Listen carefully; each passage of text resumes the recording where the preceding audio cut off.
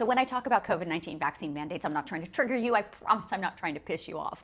My goal is to inform you about the laws and how vaccine mandates work and have always worked in this country, especially if they come from your employer, your state government, the federal government, or your school. And for all of you guys screaming OSHA, I'm going to talk about that in this video too. But first, lots of you have a lot of questions about the president's order that I discussed in this video yesterday.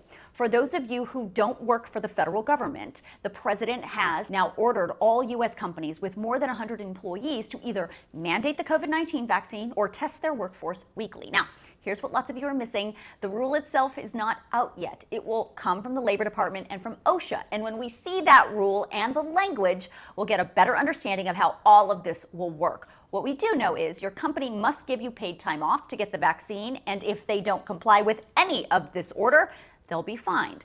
Of course, there is going to be lawsuits over all of this, so everybody just take a breath. Here's the fact. Your employer, your state government, and schools, just to name a few, have the right to mandate vaccines as a term of employment or admittance into school. It's been legal according to the Supreme Court since the early 1900s, and more recently, federal judges across the country and even Justice Amy Coney Barrett continued to uphold vaccine mandates, as long as the legal, religious, and medical exemptions are also offered. And just because they're offered doesn't mean you're going to get one. It's really up to your employer, and if granting you that exemption causes undue hardship or cost to them, you might not get it. And that's legal too. Now, for all of you screaming OSHA, let me explain to you what OSHA's stance is on all of this.